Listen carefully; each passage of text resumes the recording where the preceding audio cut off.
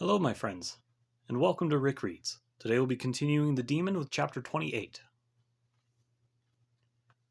Dante took his first steps on Earth in 10 long years.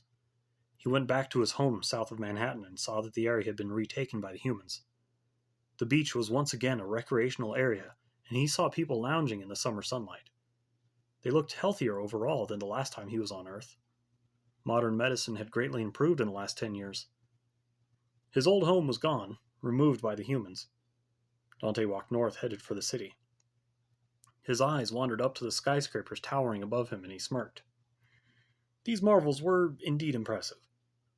Not as architecturally grand as his tower in Hell, but still a great feat of engineering for the humans who had just 10 years ago been living in the ruins of these buildings. The streets were bustling and teeming with life. The people of Earth rushed to get where they were going.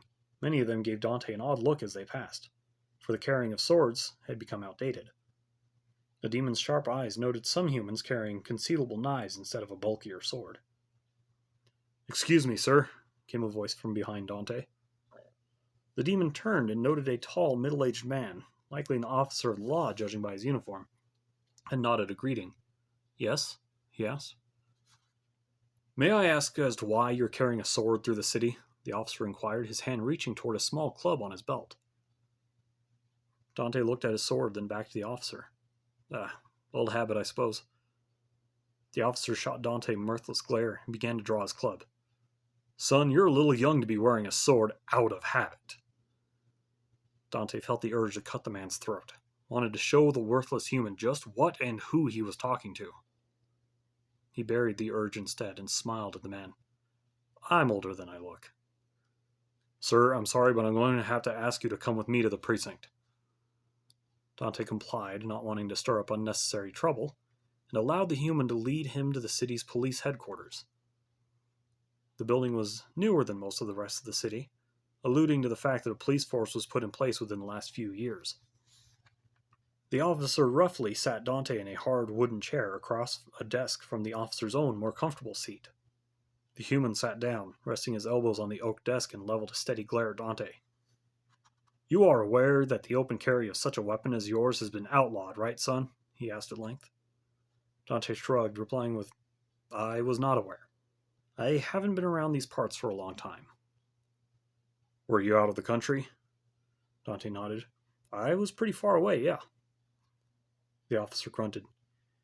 "Even so, this is an international law. Our world leaders have put a ban on all weapons bigger than a steak knife." "Why?" Dante asked, confused.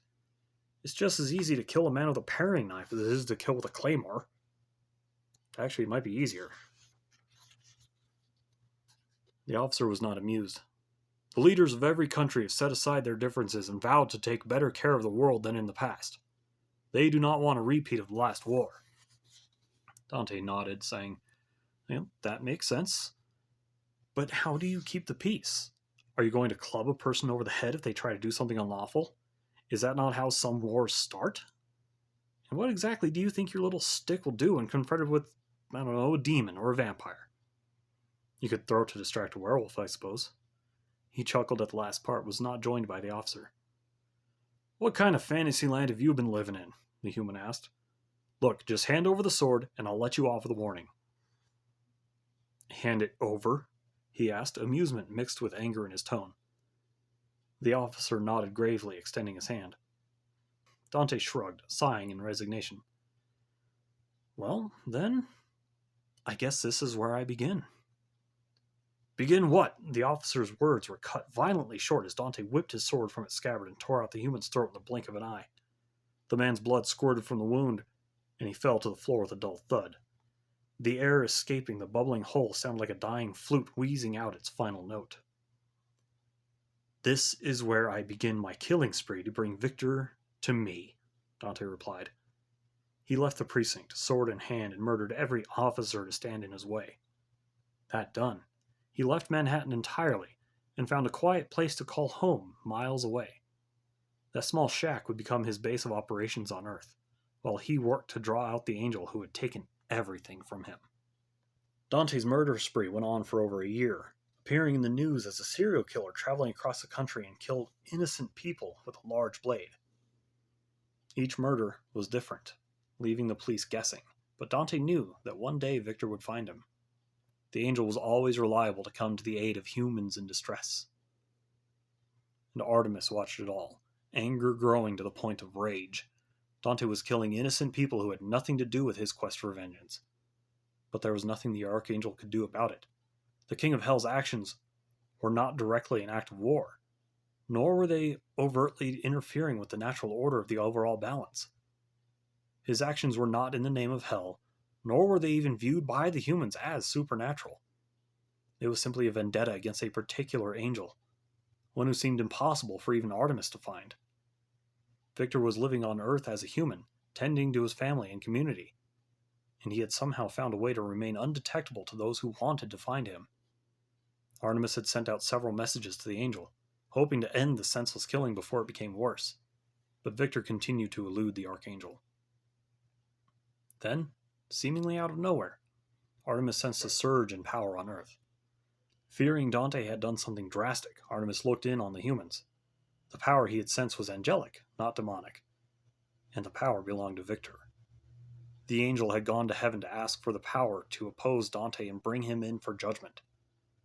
Artemis guessed that Amun-Ra granted Victor that power, but knew that it would never be enough to take down the King of Hell.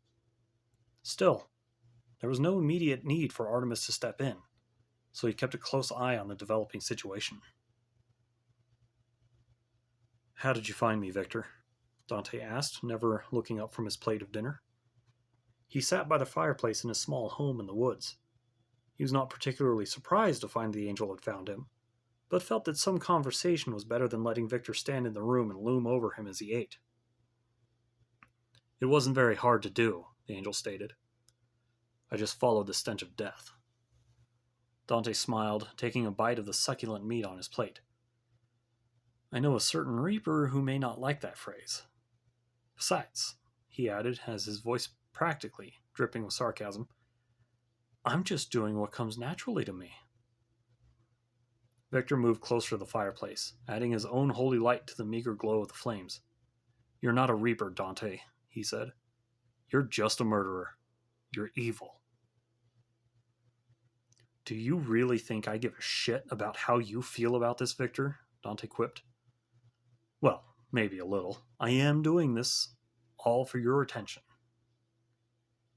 "You did all of this just to get my attention?" Victor balked, his hand strayed ever closer to his sword. Taking another bite, Dante looked at the angel for the first time. "Of course. I have accepted what I am. I know I am a killer. I actually enjoy it immensely.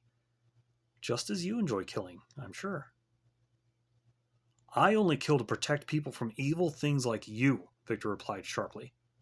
"Haha, but you're not denying that you do enjoy it nonetheless." Victor faltered, hearing for the first time his failings voiced out loud, and by his enemy of all people. "Oh, I see I've affected you, Victor," Dante smiled. "You lied to yourself. Who's the worst person here?" Finished with his meal, Dante stood and calmly brushed past the angel. He scraped the scraps into the trash and laughed aloud as he felt cold angelic steel pierce his flesh, tearing through his back and ripping through his heart and lung. Blood bubbled in his throat, turning his laugh into a grotesque gurgle. He spat a mouthful of blood and looked down at the crimson-stained blade protruding from his chest. "And what is it that you had planned on doing after that?" he rasped.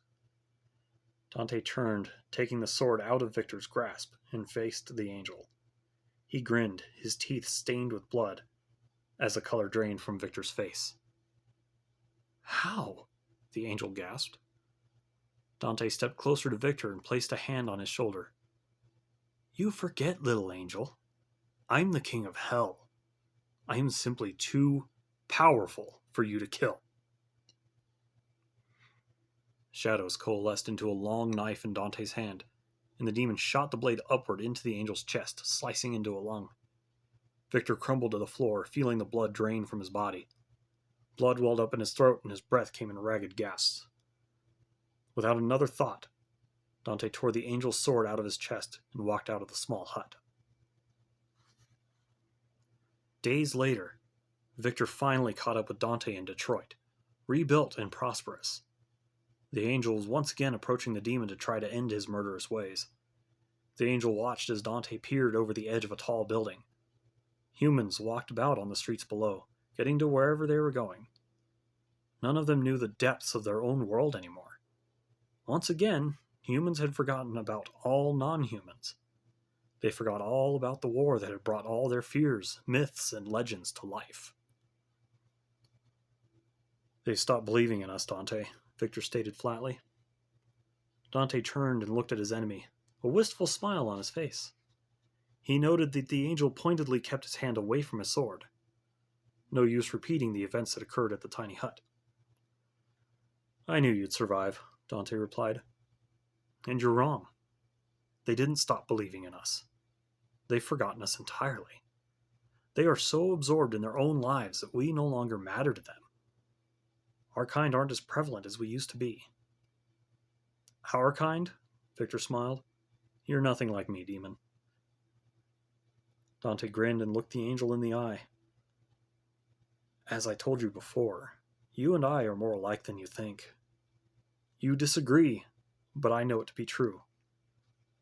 We're both the last of our kind on this meager planet that give a damn about anything.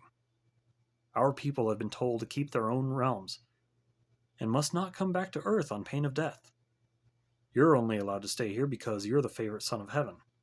No angels come to aid you, and no demons lurk at my side." Victor shrugged. "It doesn't really matter, does it, Dante? This isn't a fight between heaven and hell. It's just between you and me.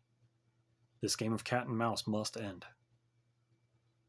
Nodding, Dante drew his sword. The black blade, tempered in the fires of hell, seemed to suck in the light of the already dim and overcast sky.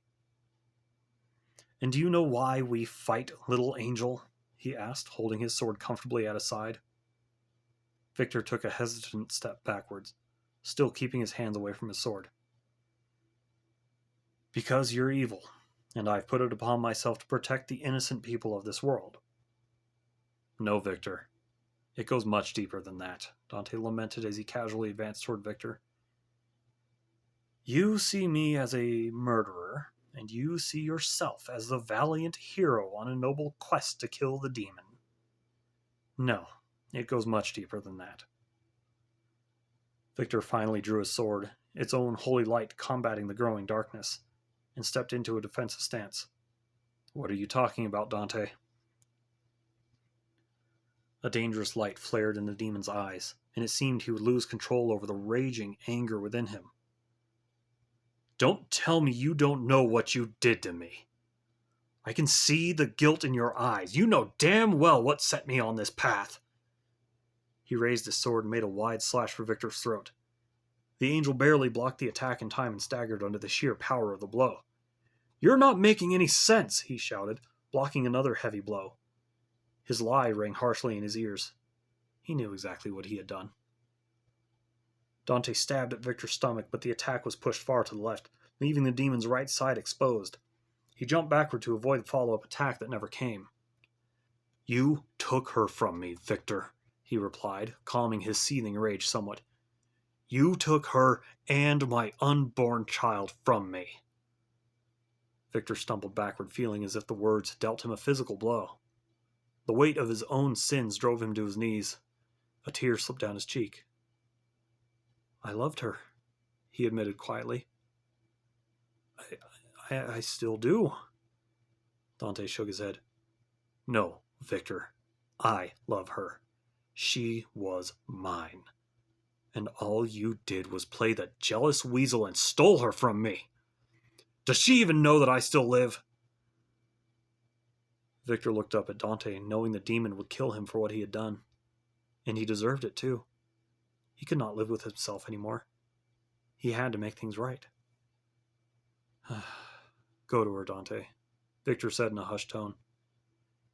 "She still has that ring you gave her. I knew you would eventually find her if I let her keep it, but she wouldn't part with it. Worse, I couldn't remove the enchantment you placed on it, so I had to cover it with one of my own." The angel concentrated for a moment, Dante felt a faint, familiar pulsing sensation coming from his own ring. My magic is removed from the ring, Dante. Go and find her. Dante turned and ran from the rooftop, not questioning the angel's sudden change of heart. He entertained the notion that maybe Victor was not such a terrible person at all. The thought almost made him smile. A momentary weakness and confession was no atonement for over a decade of lies. The demon slipped his ring onto his finger and concentrated. He called out to Stacy, pouring every ounce of his energy into his call. His summons was met with a feeling of confusion, then surprise. "Dante?" came Stacy's voice over the other ring. Dante nearly fell to his knees, feeling a great swelling in his chest. He had waited more than 10 long years to hear her voice again. Tears streamed down his face, and he had to stop walking. His legs felt weak and his head swam. He finally had her back. "It's me, beautiful," he gasped. "I'm here." And that, my friends, was chapter 28 of The Demon. I hope you enjoyed it.